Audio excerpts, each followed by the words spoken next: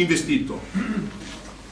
Non hanno fatto nessuna battaglia vera per garantire i livelli di qualità di un ospedale che risponde a 50.000 abitanti e a una realtà turistica come la nostra. La logica di fondo è quella di pensare al nuovo ospedale pensando al business. Portiamo lontano aree grandi investimenti. Noi dobbiamo mettere al centro del tema della sanità invece il tema della salute, il tema della risposta ai bisogni della nostra gente, sapendo che abbiamo gli anziani, gli ammalati da mettere al centro della nostra azione. E mentre, guardate bene, stanno pensando al nuovo ospedale in maniera faraonica, c'è una situazione di sfascio all'interno della gestione della sanità del nostro territorio. Siamo in questo momento, e c'è anche oggi sulla stampa la notizia, siamo l'unica USL del Veneto che non ha ancora un direttore generale abilitato a fare funzionare questa ULSS. Se la sanità funziona, dobbiamo ringraziare i medici, gli infermieri, il personale, tutto, anche amministrativo, che nonostante questa assenza politica sta garantendo una qualità dignitosa della sanità nel nostro territorio. Altro, caro Alberto Tesserin, sindaco e presidente Galan, il nuovo ospedale. Fate funzionare bene quello che c'è già adesso. Dopo discuteremo.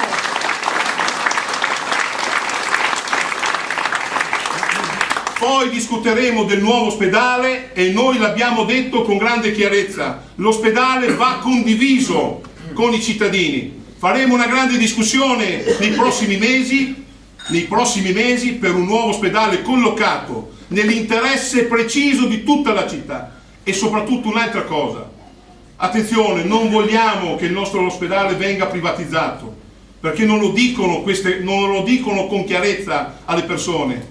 L'ospedale hanno intenzione di farlo con i soldi dei privati e i privati non hanno a cuore la salute dei cittadini. Quando mettono i soldi, io dico giustamente, da imprenditori, pensano al loro profitto. Noi invece dobbiamo pensare prima di tutto alla sanità e a un servizio efficiente per la nostra gente.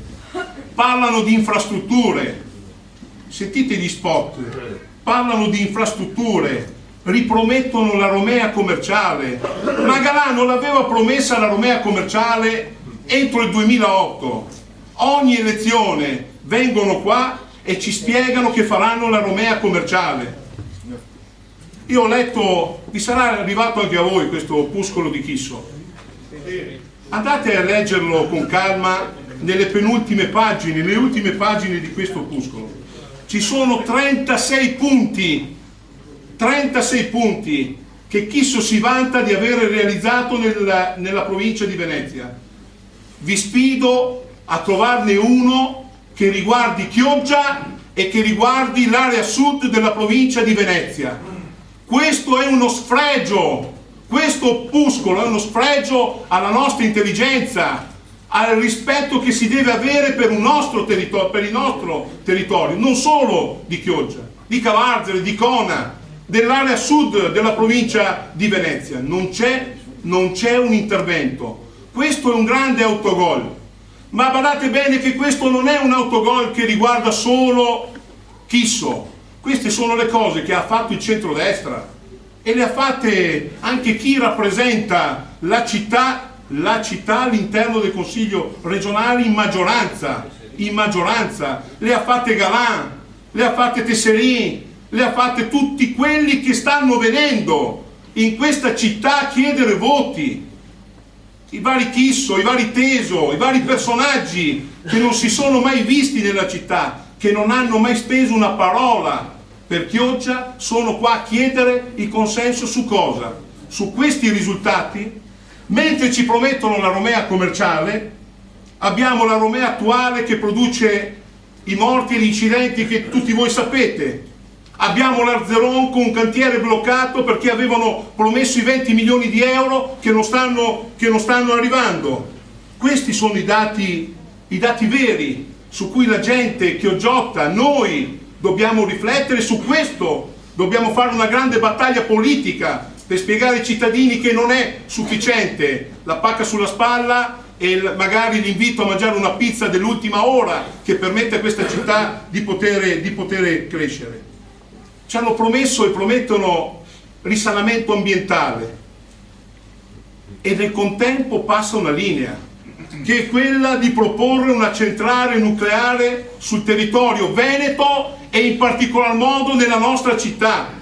Questo ha valorato fin dall'inizio in maniera scellerata dal sindaco Romano Tiozzo, che non ha detto di no, anzi ha detto tutto sommato si può fare e magari se ci portano anche le scorie accettiamo anche quelle, le scorie nucleari accettiamo anche quelle.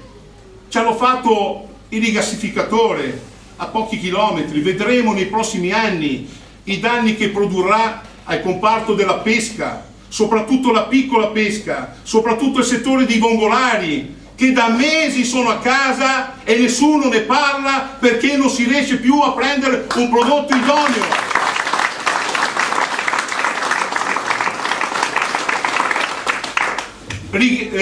Oltre a questi interventi, la centrale turbogas di Conas, il megatubo di Fusina a largo del Lido e quindi l'inquinante che arriva nelle nostre coste. Ma cosa vogliono fare di questo nostro territorio?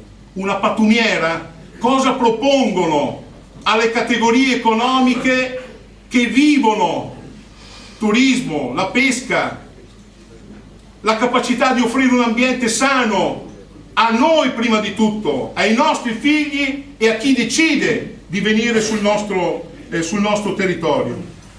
Hanno promesso e promettono in continuazione sostegno alle categorie economiche. Abbiamo gli artigiani che stanno quasi chiudendo, non c'è lavoro, i pochi soldi che ci sono allungano il brodo per poterli utilizzare. Abbiamo soprattutto imprese esterne alla città che lavorano e non si valorizza invece il patrimonio delle piccole imprese artigianali del nostro territorio. Sul turismo c'è una babele di possibilità e di idee, tutti contro tutti, gli albergatori contro quelli dell'Arenile sicuramente non soddisfatti delle cose che stanno andando avanti. E dove è andata a finire la politica promessa dei turismi che dovevano potenziare tutti assieme una risposta economica, sociale, di sviluppo di questa nostra città? Così come quando parlano di pesca, di cosa stanno dicendo? C'era il Graal, non funzionava, io sono d'accordo che non funzionava, lo stanno chiudendo, lasciando i pescatori in balia di se stessi. Allora il nodo non è la politica degli annunci, la politica deve essere la politica del fare. Se chiudiamo il Graal bisogna dire ai pescatori cosa si propone, facciamo un'autority, creiamo consorzi in grado di gestire in maniera autonoma il mondo della pesca. Così come non ho mai sentito il sindaco parlare di Porto Marghera, non è una cosa che non ci interessa, guardate, lì abbiamo centinaia e centinaia di lavoratori, abbiamo le nostre cooperative, che si chiude il COA, che si chiude la nuova Pansac, lasciano a casa decine e decine di lavoratori che portano un reddito per la loro famiglia, ma portano un reddito per la nostra città. Avete mai sentito il sindaco e gli altri concorrenti partecipare a una riunione o dire qualcosa su questo fronte? No, perché c'è la solita idea della politica che viene giocata tutta sui palazzi, sulle stanze, magari mi trovo all'Aspo e metto d'accordo un po' di imprenditori, ma c'è una società reale a Chioggia che vive grandi difficoltà, le famiglie oggi sono in difficoltà. La prima questione che la gente ci pone oggi è il tema del lavoro, la insicurezza rispetto a una scelta fondamentale di vita. Queste sono le cose che dovremmo chiedere a questo centrodestra, a chi viene a chiedere i voti rispetto alla loro azione. Il Veneto che cambia quindi, che ha difficoltà.